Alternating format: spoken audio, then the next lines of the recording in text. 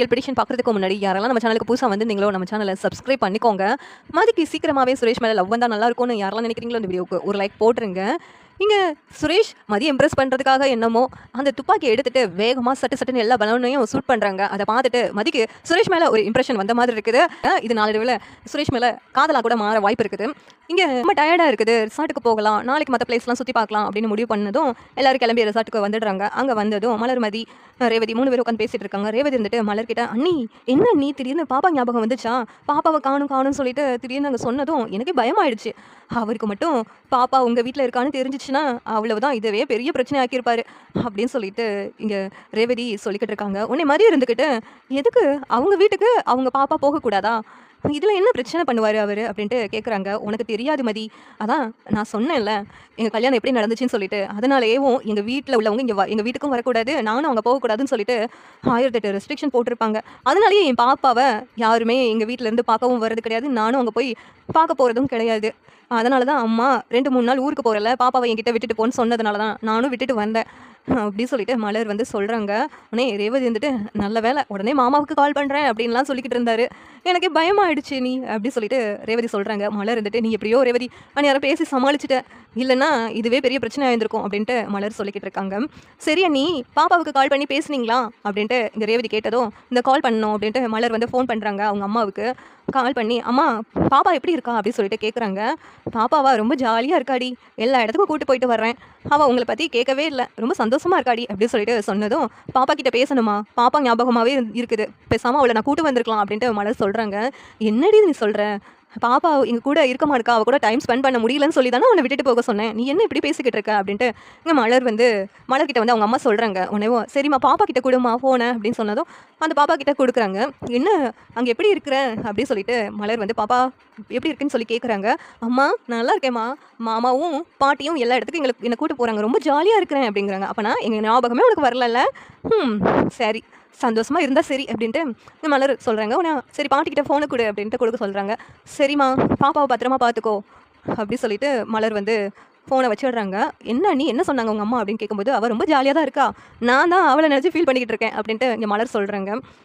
பாக்யராஜ் பொண்ணை பார்க்காம ஒரு மாதிரி இருக்குதுங்க, பாட்டின்னு கூப்பிட்டுட்டே கைக்குள்ளே வந்துக்கிட்டே இருப்பா, இப்போ அவள் இல்லாமல் நல்லாவே இல்லை, அவகிட்ட அங்கே போனதுலேருந்து ஃபோனில் பேசக்கூட செய்யலைங்க, கால் பண்ணாலும் இந்த பாக்யராஜும் மலரும் அந்த பிள்ளைக்கிட்ட கொடுக்கவே மாட்டுக்காங்க, கேட்டால் அங்கே டவர் கிடைக்கல அது கிடைக்கலன்னு சொல்லிக்கிட்டே இருக்கிறாங்க அப்படின்னு சொன்னதும், சரிடி நான் மாப்பிள்ளைக்கு கால் பண்ணுறேன், மாப்பிள்ளைய கிட்ட சொல்லி பாக்யராஜ் பொண்ணுக்கிட்ட கொடுக்க சொல்லி நம்ம பேசுவோம் அப்படின்னு சொன்னதும், நல்லதுங்க அப்படியே மாப்பிள்ளைக்கு கால் பண்ணுங்க, மாப்பிள்ளைக்கிட்டையும் நம்ம பேசவே இல்லைல்ல போனதுலேருந்து, அதனால் கால் பண்ணுங்க அப்படின்னு சொல்லிட்டு அவங்க மாமியார் சொன்னதும் அவங்க மாமாவும் இங்கே தங்கராஜுக்கு கால் பண்ணுறாங்க. உடனேவும் தங்கராஜ் மாமாவுக்கு கால் பண்ணி பேசணும்னு நினச்சோம், மாமாவே நமக்கு கால் பண்ணியிருக்காங்க அப்படின்ட்டு ஃபோன் அட்டன் பண்ணுறாங்க. உடனே என்ன மாமா திடீர்னு கால் பண்ணியிருக்கீங்க, என்ன விஷயம் அப்படின்ட்டு தங்கராஜ் கேட்டதும், மாப்பிள்ளை அங்கே போனதுலேருந்து உங்ககிட்ட பேசவே இல்லைன்னு சொல்லி தான் கால் பண்ணேன் அப்படின்னு இங்கே அவங்க மாமா சொன்னதும் தங்கராஜும், ஆமாம் மாமா நானும் உங்களுக்கு பேசணும்னு நினச்சிக்கிட்டே இருந்தேன், எங்கே மாமா நேரமே கிடைக்கல அப்படின்னு சொல்லிட்டு தங்கராஜ் சொல்லிக்கிட்டு இருக்காங்க. அங்கே போனதில் எல்லாமே சௌகரியமாக இருக்குது தானே மாப்பிள்ள, உங்களுக்கு எந்த குறைச்சலும் இல்லைல்ல அப்படின்னு சொல்லிட்டு இங்கே கேட்டதும், அதெல்லாம் எல்லாமே சௌகரியமாக இருக்குது மாமா, நீங்கள் இருந்தாலும் இது மாதிரி ட்ரிப்பு ஒரு சாதாரணமாக தான் இருக்குது, இதை விட நான் பெஸ்ட்டாக சுரேஷ்க்கு ஒரு ஹனிமூன் ட்ரிப்பு அரேஞ்ச் பண்ணி கொடுக்கணும்னு நினச்சேன், ஆனால் என்ன பண்ணேன் அவனுக்கு தான் லீவ் கிடைக்காதுன்னு சொல்லிட்டாங்க, இல்லாட்டி அவனை சுவிட்சர்லாந்துக்கே நான் அனுப்பி விட்டுருந்துருப்பேன் மாமா அப்படின்னு தங்கராஜ் பெருமை பேசிக்கிட்டு இருக்காங்க. ஆமாம் மாப்பிள்ள உங்களை பற்றி எங்களுக்கு தெரியாதா, நீங்கள் பெருசாக தான் யோசிப்பீங்க, ஆனால் பாவம் தங்கராஜ் சுரேஷ் இப்போ தானே வேலைக்கே ஜாயின் பண்ண போகிறான், போனதும் எப்படி லீவ் போட முடியும், அதனால் அப்புறம் பார்த்துக்கலாம் மாப்பிள்ள அதெல்லாம் அப்படின்னு சொல்லிட்டு தங்கராஜோட மாமனார் சொல்கிறாங்க. அப்புறம் மாப்பிள்ள இந்த பாக்யராஜோட பொண்ணு அங்கே இருக்காளா மாப்பிள்ள, அவகிட்ட கொஞ்சம் பேசணும் மாப்பிள்ள, போனதுலேருந்து அவகிட்ட பேசவே இல்லை, எங்களுக்கு கொஞ்சம் வருத்தமாக இருக்குது, அந்த பிள்ளை எங்களை சுற்றி வந்துக்கிட்டு இருப்பாளா, இப்போ அங்கே இல்லாதனால எங்களுக்கு ரொம்ப கஷ்டமாக இருக்குது மாப்பிள்ள அப்படின்ட்டு சொல்கிறாங்க. உடனே தங்கராஜ், என்ன மாமா சொல்கிறீங்க, அவங்க வீட்டில் தானே விட்டுட்டு வந்தேன்னு சொன்னாங்க குழந்தைய, அப்படி இருக்கும்போது இங்கே வரலையே அப்படின்னு தங்கராஜ் சொல்கிறாங்க. என்ன மாப்பிள்ள சொல்கிறீங்க, வீட்டில் ஒன்றும் விட்டுட்டு வரலையே, அவங்க கூப்பிட்டு தான் போனாங்க, இங்கேருந்து அவங்க 2 பேர் கூட தான் நாங்கள் அனுப்பி வச்சோமே மாப்பிள்ள அப்படின்ட்டு தங்கராஜோட மாமனார் சொன்னதும், இல்லை மாமா அவங்க வீட்டில் தான் விட்டுட்டு வந்தேன், மாமாவும் அத்தையும் பார்த்துக்குவாங்கன்னா பேசிக்கிட்டு இருந்தாங்களே அப்படின்னு சொன்னதும் இங்கே மாமனார் வந்து யோசிக்க ஆரம்பிக்கிறார். அப்போனா குழந்தை எங்கே விட்டாங்க, குழந்தை எங்கே போச்சு அப்படின்னு சொல்லிட்டு ரொம்ப பதட்டமாகறாங்க. இருங்க மாமா ரிலாக்ஸாக இருங்க நான் பேசிக்கிறேன் அப்படின்ட்டு தங்கராஜ் ஃபோனை வச்சிடுறாங்க. உடனே தங்கராஜ் ஏய் ரேவதி அப்படின்னு சொல்லிட்டு கூப்பிடுறாங்க. உடனே இவர் எதுக்கு கூப்பிடுறாரு திடீர்னு என்னாச்சுன்னு தெரியலையே அப்படிங்கிறாங்க. ஹேய் மரியாதையாக உண்மையை சொல்லு, உனக்கு தெரியாமலாம் இருக்காது, உன் அண்ணனோட குழந்தை இப்போ எங்கே இருக்குது அப்படின்னு சொல்லிட்டு கேட்குறாங்க. உடனேவும் அதான் வீட்டில் அண்ணனும் அண்ணியும் விட்டுட்டு வந்தேன்னு தானே சொன்னாங்க, அப்படி இருக்கும்போது என்கிட்ட கேட்குறீங்கங்க அப்படின்ட்டு இங்கே ரேவதி சொல்கிறாங்க. உடனேவும் இல்லை இப்போ தான் மாமா கால் பண்ணி பேசுனாங்க, உங்கள் அண்ணன் பொண்ணுக்கிட்ட பேசணும்னு என்கிட்ட கேட்குறாங்க, அப்போனா குழந்தை அங்கே இருந்துச்சுன்னா அவங்க இதுக்கு என்கிட்ட கேட்கணும் அப்படின்னு சொல்லிட்டு தங்கராஜ் கேட்குறாங்க. ஓ அப்பா எல்லா உண்மையை போட்டு உடச்சிட்டாரா, இப்போ எப்படி சமாளிக்க போகிறோன்னே தெரியலையே அப்படின்ட்டு ரேவதி முழிச்சுக்கிட்டு இருக்காங்க. சொல்லுடி உனக்கு எங்கே இருக்குன்னு தெரியும்ல குழந்தை அப்படின்னு கேட்கும்போது, இல்லைங்க அவங்க வீட்டில் தான் விட்டுட்டு வந்தேன்னு சொன்னாங்க, எனக்கு உண்மையிலே என்ன நினச்சா தெரியாது அப்படின்ட்டு ரேவதி சொல்கிறாங்க. உடனேவும் சுரேஷ் கிட்டே போயிட்டு, ஏய் சுரேஷ் உண்மையை சொல்லு, உன் அண்ணனோட பொண்ணை எங்கே விட்டுட்டு வந்திருக்காங்க சொல்லுடா, உனக்கு தெரியாமல் இருக்காது, நீ எதையாவது என்கிட்ட இருந்து மறைக்கிறியா அப்படின்ட்டு இங்கே தங்கராஜ் வந்து கோவமாக சொல்கிறாங்க. உடனேவும் இங்கே சுரேஷ் வந்துட்டு, என்ன மாமா நீங்கள் திடீர்னு ஏன் இப்படிலாம் கேட்டுட்ருக்கீங்க அப்படின்னு கேட்டதும், அது மாமா எல்லாம் உண்மையாக சொல்லிட்டாங்க, மாமா அந்த குழந்தைய நீங்கள் தான் கூட்டு வந்தீங்க அப்படின்னு சொல்லியிருக்காங்க, அப்படி இருக்கும்போது நீங்கள் என்னென்னா வீட்டில் விட்டுட்டு வந்தேன்னு சொல்கிறீங்க, என்னையே ஏமாற்ற பார்க்குறீங்களா, உண்மையை சொல்லுங்கள் அப்படின்னு தங்கராஜ் கோவமாக பேசுகிறாங்க சுரேஷ் கிட்ட.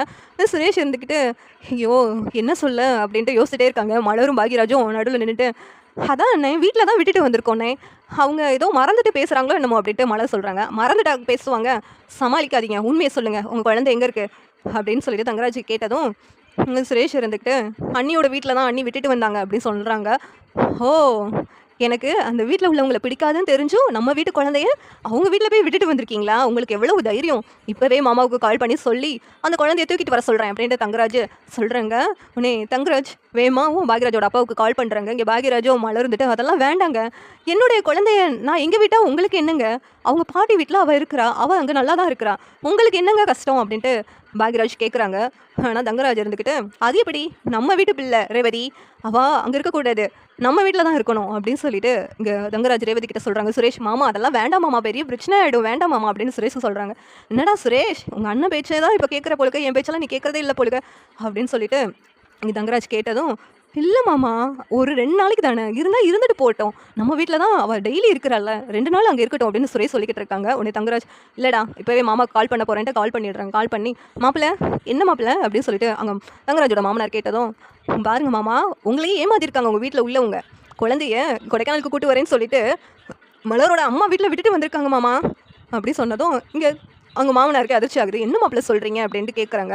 ஆமாம் மாமா நான் கேட்கும்போது என்ன அங்கே தான் உங்ககிட்ட தான் விட்டுட்டு வந்தேன்னு சொன்னாங்க, இன்னும் நீங்கள் என்கிட்ட கேட்டோன்னு தான் எனக்கு உண்மையே தெரியுது மாமா, இப்போவே அவங்க வீட்டுக்கு போயிட்டு நம்ம குழந்தை தூக்கிட்டு வாங்க மாமா அப்படின்னு சொல்லிட்டு சொன்னதும் என் மாமனார் இருந்துட்டு, இப்படிலாம் நடந்திருக்கா, என்கிட்ட ஒரு வாரத்தை கூட சொல்லாமல் அவங்க வீட்டில் போய் விட்டுட்டு போயிட்டுருக்காங்க, வரட்டும் வரட்டும் வச்சுக்கிறேன் அப்படின்ட்டு இங்கே ரொம்ப கோவமாக இருக்காங்க எல்லாரும். இதெல்லாம் என்ன நடக்க போதோ, கொடைக்கானலுக்கு கொஞ்சம் ரிலாக்ஸாக இருக்கலான்னு வந்தால் இங்கே என்னென்னமோ நடந்துக்கிட்டு இருக்கே அப்படின்ட்டு மலர் வந்து அழுகுறாங்க. சீரியல் எப்படி இருந்தால் நல்லாயிருக்கும்னு நீங்கள் நினைக்கிறீங்கன்னு கமெண்ட் பண்ணுங்கள். இந்த வீடியோ பிடிச்சிருந்தா லைக் பண்ணுங்கள், ஷேர் பண்ணுங்கள், சப்ஸ்கிரைப் பண்ணுங்கள். தேங்க்யூ.